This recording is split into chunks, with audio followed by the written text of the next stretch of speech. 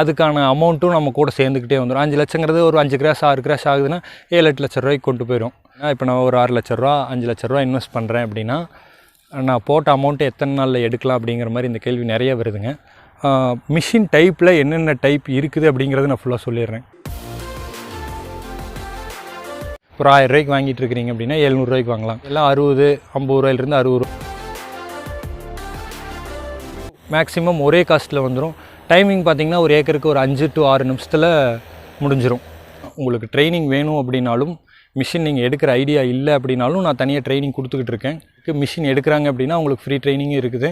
அப்படின்னா அக்ரி ட்ரோன்ஸ்க்கு வந்து லைசன்ஸ் தேவையா தேவையில்லையா அப்படிங்கிற மாதிரி நிறையா டவுட்ஸ் போயிட்டுருக்கு. அதாவது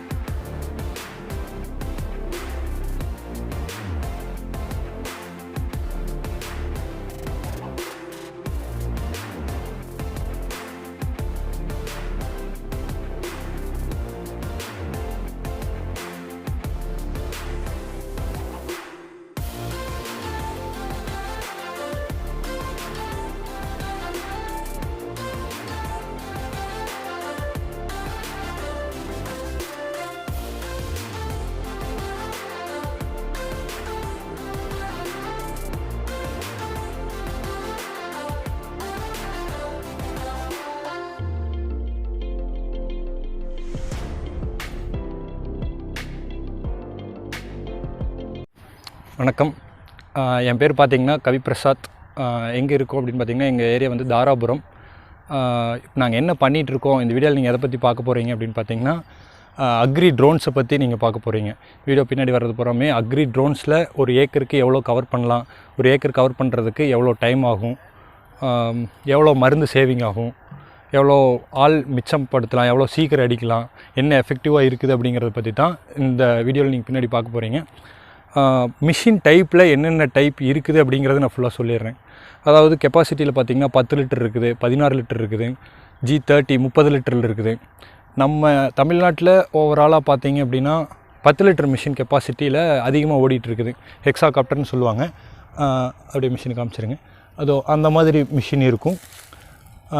6 ரெக்கை இருக்கிற மிஷினில் X6 அப்படிங்கிற மோட்ரு பார்த்திங்க அப்படின்னா 10 லிட்டர் மிஷின் கெப்பாசிட்டி உள்ளது. X8 ஹாபிவிங்கில் பார்த்தீங்க அப்படின்னா 16 லிட்டர் இருக்கிற கெப்பாசிட்டி. அதை தாண்டி X9 Pro X11 அந்த மாதிரி போட்டெல்லாம் பார்த்தீங்க அப்படின்னா ஓன் ஃபீல்டில் தென்னை மரம் வச்சுருக்கிறவங்க மட்டும் அதிகமாக கான்சென்ட்ரேட் பண்ணி வாங்குவாங்க. என்ன அப்படின்னா அதோட பிரேக்கேஜ் காஸ்ட் அதிகமாக இருக்கும் ஒன்றுக்கும். அதனால X6 X8 இது மட்டும்தான் அதிகமான மூவிங்கில் இருக்குதுங்க நம்ம ஏரியாவை பொறுத்த வரைக்கும். மருந்து மூலிமா இதில் எப்படி மிச்சப்படுத்தலாம் அப்படின்னு பார்த்தீங்கன்னா ஒரு 70% புழு உழுகாதுக்கு முன்னாடி அடிக்கிறீங்க அப்படின்னா ஒரு 50% போட்டிங்கன்னா போதும். புழு விழுந்ததுக்கப்புறம் நீங்கள் மருந்து அடிக்கிறீங்க அப்படின்னா ஒரு 70% மருந்து இருந்தது அப்படின்னா கொஞ்சம் அந்த 30% ரொம்ப காஸ்ட்லியாக மருந்து போடுறவங்களுக்கெல்லாம் 30%ல் மிச்சமாயிரும். 30% மருந்து மிச்சமாகும். ஒரு 1000 ரூபாய்க்கு வாங்கிட்டு இருக்கிறீங்க அப்படின்னா 700 ரூபாய்க்கு வாங்கலாம். இல்லை 10 ஏக்கர் அந்த மாதிரி பெரிய லெவலில் இருக்கிறவங்க பார்த்திங்கன்னா ஒரு 7 ஏக்கர் 7.5 ஏக்கர் மருந்து இருந்தது அப்படின்னாவே அதே மருந்து போட்டு 10 ஏக்கருக்கு அடித்தாலும் பெஸ்டிசைட்ஸ் ஃபுல்லாக வந்து கண்ட்ரோல் ஆயிரும். அப்படி ஒரு 30% மிச்சம் பண்ணலாம். நீங்கள் ஆள் உங்கள் ஏரியாவில் எப்படின்னு தெரியல. இங்கே எல்லாம் 60 50 ரூபாயிலிருந்து 60 ரூபா, தண்ணி ஊற்றுறதுக்கு தனியாக ஆள் சம்பளம் இருக்குது. அதெல்லாம் கண்ட்ரோல் பண்ணி இல்லை இதெல்லாம் ஒரு ஏக்கருக்கு 800 ரூபா அந்த மாதிரி பெரிய மிஷின் அடிக்கிறாங்க அப்படின்னா ஏக்கருக்கு 800 to 1000 ரூபா வரைக்கும் இங்கே சார்ஜ் பண்ணுறாங்க. 2 டேங்க் போட்டு அந்த மாதிரிலாம் சார்ஜ் பண்ணிகிட்ருக்குறாங்க லோக்கலில். வெளியே வந்து டேங்க் 700 800 போட்டு பெரிய மிஷினில் ஒரே டேங்க் அடிக்கிறவங்களும் இருக்கிறாங்க. இந்த மாதிரி அடிக்க பார்த்திங்கன்னா மேக்ஸிமம் ஒரே காஸ்ட்டில் வந்துடும். டைமிங் பார்த்திங்கன்னா ஒரு ஏக்கருக்கு ஒரு 5 to 6 நிமிஷத்தில் முடிஞ்சிடும். ஃபீல்டு கவரேஜ் வந்து ஒரு 5 அதிகபட்சம் 5 நிமிஷம் to 6 நிமிஷம் மருந்து ஊற்றுறது கலக்கிறதெல்லாம் சேர்த்துனிங்க பார்த்திங்கன்னா ஒரு 6 நிமிஷத்தில் ஃபீல்டு கவர் ஆகி முடிஞ்சிடும். டைமிங் ரொம்ப சேவ் ஆகும் நீங்கள் ட்ரோனில் அடிக்கல. ஈல்டு வைஸும் பார்த்திங்கன்னா எல்லா கிராப்லேயும் ஈவனாக ஒரே மாதிரி ஸ்ப்ரே ஆகிருக்கும். மருந்து நீங்கள் ஸ்ப்ரே பண்ணுறது ஆள் ஏதாச்சும் ஒரு இடத்த மறந்துருக்கலாம். மிஷின் வந்து இப்படி மறக்க போகிறது இல்லை. பாயிண்டில் கரெக்டாக வந்து பாயிண்ட் பண்ணிட்டு வந்துச்சுன்னா திருப்பி எங்கே விட்டுச்சோ அங்கே தான் போய் ஸ்டார்ட் பண்ணும். அந்த மாதிரி ஆவரேஜாக எல்லா கார்டு ஃபுல்லாக கவர் ஆகி வந்துடும். ஓகே, இப்போ மிஷின் பார்த்தீங்க அப்படின்னா உங்களுக்கு ட்ரைனிங் வேணும் அப்படின்னாலும், மிஷின் நீங்கள் எடுக்கிற ஐடியா இல்லை அப்படின்னாலும் நான் தனியாக ட்ரைனிங் கொடுத்துக்கிட்டு இருக்கேன். அதுக்குன்னு தனியாக ஒரு சர்வீஸ் சார்ஜ் இருக்குது. மிஷின் எடுக்கிறாங்க அப்படின்னா உங்களுக்கு ஃப்ரீ ட்ரைனிங்கும் இருக்குது. அதுக்கான கொட்டேஷன் எல்லாமே நீங்கள் ஃபோனில் கேளுங்க, நான் ஃபோன் பண்ணி சொல்கிறேன். என் நம்பர் கீழே டிஸ்கிரிப்ஷனில் கொடுத்துட்றேன். இப்போ பார்த்தீங்க அப்படின்னா அக்ரி ட்ரோன்ஸுக்கு வந்து லைசன்ஸ் தேவையில்லையா அப்படிங்கிற மாதிரி நிறையா டவுட்ஸ் போயிட்டுருக்கு. அதாவது private zone, green zone, yellow zone, red zone, அந்த மாதிரி நிறைய ஜோன்ஸ் இருக்குதுங்க. ஆனால் நீங்கள் போய் ட்ரோன் எடுக்கிறீங்க அப்படின்னா ஜிஎஸ்டி பில் பண்ணி டைப் சர்டிஃபிகேட்டோடு வருது, அந்த மாதிரி நீங்கள் மிஷின் ஃப்ளை பண்ணுறீங்க அப்படின்னா கண்டிப்பாக லைசன்ஸ் தேவைப்படும். லைசன்ஸ் எங்கெங்கே கிடைக்கிது அப்படின்னு பார்த்தீங்கன்னா சென்னையில் எம்ஐடி, குரோம்பேட் எம்ஐடியில் கிடைக்குதுங்க. கோயம்புத்தூர் இந்துஸ்தான்லேயும் ப்ரொவைட் பண்ணிகிட்ருக்காங்க. லைசன்ஸ் பார்த்திங்கன்னா licence cost around 50 to 80-85K வரைக்கும் சார்ஜ் பண்ணுறாங்க. ஒரு காலேஜில் ஒரு மாதிரி. இந்த 2 இடத்துல தமிழ்நாட்டுக்குள்ளே நடக்குது. குரோம்பேட்டில் எம்ஐடிலையும், கோயம்புத்தூரில் இந்துஸ்தான்லேயும் நடக்குது. அங்கே நீங்கள் அப்ரோச் பண்ணிங்கன்னா நீங்கள் லைசன்ஸ் வாங்கிக்கலாம். அடுத்த ஸ்டெப் பார்த்தீங்க அப்படின்னா யாரெல்லாம் ஃப்ளை பண்ணலாம் அப்படின்னு கேட்டிங்கன்னா 10th மார்க் ஷீட், அதாவது கம்ப்ளீட் பண்ணியிருக்கணும். 10th பாஸ்போர்ட் இருக்கணும். பாஸ்போர்ட் 2 இருந்துச்சு அப்படின்னா நீங்கள் லைசன்ஸுக்கு அப்ளை பண்ணலாம். உங்களுக்கு 11 நாள் ஒர்க்கிங் டேஸ் வந்து 10 ஒர்க்கிங் டேஸ், அதில் இடையில ஒரு சனி ஞாயிறு வந்துடும். அதில் லீவ் போக ஒரு 11 to 13 நாள் உங்களுக்கு கிளாஸ் இருக்கும், எக்ஸாம்ஸ் இருக்கும். அதில் பாஸ் பண்ணிங்க அப்படின்னா லைசன்ஸ் கிடச்சிரும் உங்களுக்கு. இப்போ பார்த்தீங்கன்னா மிஷினோட காஸ்ட் என்ன வெரைட்டி வருது அப்படிங்கிற மாதிரி கேட்டிருந்தீங்க. நீங்கள் ஓன் ஃபீல்டுக்கு எடுத்து நீங்கள் ஸ்ப்ரே பண்ணிக்கிறீங்க அப்படின்னா ஒரு 3 to 3.5 lakhs வரும். நீங்கள் கமர்ஷியலாக கொண்டு போய் நீங்கள் வாடகைக்கு அடிக்கிறீங்க அப்படின்னா நீங்கள் பேட்ரி எக்ஸ்டெண்ட் பண்ணுறதை பொறுத்து இருக்குது, மிஷினோட கெப்பாசிட்டி பொறுத்து இருக்குது. மினிமம் 3 to 4 lakhsல இருந்து 10, 12, 15, அதாவது ஒரே டேங்கில் நீங்கள் 5 ஏக்கர் அடிக்கணும், 6 ஏக்கர் அடிக்கணும்.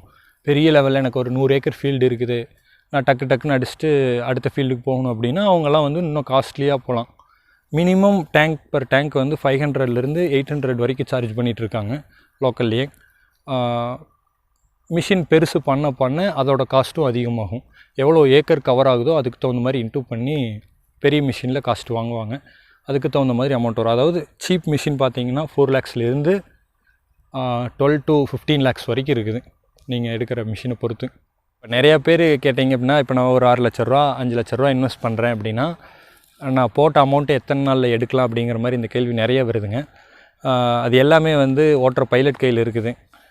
எப்படி அப்படின்னா, இப்போ நீங்கள் மிஷின் எடுத்து பிரேக் பண்ணாமையே ஓட்டிக்கிட்டு இருக்கீங்க அப்படின்னா ஒரு 3 to 4 monthsல நீங்கள் போட்ட அமௌண்ட்டை எடுக்கலாம். அதாவது டெய்லி ஒரு 5 நாளைக்கு ஒருக்கா ஏதோ ஒரு இடத்துல கரண்ட் கம்பத்தில் விட்றாரு, தென்னை மரத்தில் விட்றாரு அப்படின்னா கொஞ்சம் கிராஷ் ஆகுது அப்படின்னா அதுக்கான அமௌண்ட்டும் நம்ம கூட சேர்ந்துக்கிட்டே வந்துடும். 5 லட்சங்கிறது ஒரு 5 கிராஷ் 6 கிராஷ் ஆகுதுன்னா 7-8 லட்ச ரூபாய்க்கு கொண்டு போயிடும். அப்போது அந்த அமௌண்ட் எடுக்கிறதுக்கு ஒரு 6 மாதம் 8 மாதம் அந்த மாதிரி டைம் எடுத்துக்கும். அது இல்லாமல் சீசனை பொறுத்து, உங்களுக்கு மழை இருக்குது அப்படின்னா அது ஒரு மாதிரி ஓடிட்டுருக்கும். மழையே இல்லாமல் ஒரு ஏரியாவில் ஓட்டிகிட்ருக்கீங்க அப்படின்னா அது ஒரு மாதிரி ஓடிட்டுருக்கும். மற்றபடி கிராப் இருக்கிறத பொறுத்து. இப்போ டெல்டா ரீஜியன்லாம் போயிட்டீங்க, இந்த கள்ளக்குறிச்சி, தஞ்சாவூர் அந்த மாதிரி பெல்ட்டுக்கு போயிட்டீங்க அப்படின்னா கண்டினியூஸாக ஒரு 6 monthsக்கு இருக்கும், ஃபீல்டு கிடச்சிக்கிட்டே இருக்கும். இந்த சைடு வர்றீங்க அப்படின்னு பார்த்தீங்கன்னா மார்க்கெட் வெள்ளாமையை பொறுத்து தான் உங்களுக்கு ஃபீல்டு கிடைக்கும். அது இல்லாமல் நீங்கள் அப்ரோச் பண்ணுறது, ஃபார்மர் அப்ரோச் பண்ணுற மாதிரியும் உங்களுக்கு ஃபீல்டு கிடைக்கும். இந்த மாதிரி பேசிஸில் மினிமம் நீங்கள் கிராஷஸை குறைக்க பேட்ரி முதல்ல கொஞ்சம் இன்வெஸ்ட்மெண்ட் அதிகமாக இருந்தாலும் பேட்ரி அதிகமாக வாங்கிக்கிட்டிங்க அப்படின்னா லைஃபும் நல்லாயிருக்கும், பேட்டரியோட லைஃப் நல்லாயிருக்கும். மற்றபடி பார்த்தீங்க அப்படின்னா இன்வெஸ்ட்மெண்ட் வந்து நீங்கள் பிரேக்கேஜ் குறைக்க சீக்கிரம் எடுக்கலாம். எவ்வளோ பிரேக்கேஜ் நீங்கள் அதிகமாக கொண்டு போகிறீங்களோ அதுக்கு தகுந்த மாதிரி மாதம் அதிகமாக எடுத்துக்கிட்டு போய்கிட்டே இருக்கும்.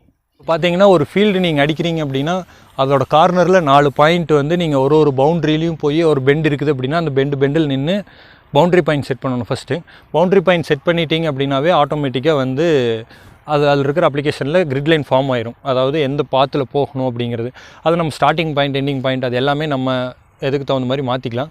பெஸ்டிசைடு அடிக்கிறீங்க அப்படின்னா அது ஒரு மாதிரி அளவு போகும், அதோட வித்து ஒரு மாதிரி இருக்கும், ஸ்பீடு ஒரு மாதிரி இருக்கும். இதே ஹெர்பிசைடு, அதாவது களைக்கொல்லி அடிக்கிறீங்க அப்படின்னா அதுக்கு தகுந்த மாதிரி ஸ்பேசிங், ஸ்பீடு இது எல்லாமே மாறும். ஸ்டார்டிங் பாயிண்ட் வந்து நீங்கள் நினச்ச மாதிரி எங்கேருந்து வேணாலும் மாற்றி வச்சுக்கலாம்.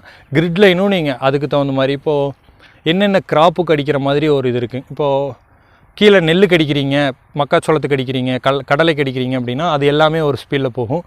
குச்சிக்காடு அடிக்கிறீங்க, கரும்பு அடிக்கிறீங்க, அதெல்லாம் பார்த்தீங்கன்னா ஏக்கருக்குன்னு டேங்க் வைஸ் மாறி போயிட்டுருக்கு.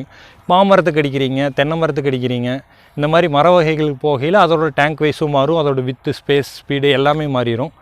அதனால் பார்த்திங்கன்னா ஆட்டோமேஷன் 95% வந்து பைலட் ஆகுறீங்க அப்படின்னாலும் ஆட்டோமேஷன் மோடு மட்டும் ட்ரை பண்ணுங்கள். மேனுவல் வந்து நல்ல எக்ஸ்பீரியன்ஸான பைலட் மட்டும் மேனுவல் மோடு யூஸ் பண்ணுவாங்க. ஏபி மோடு இருக்குது இதுலேயே.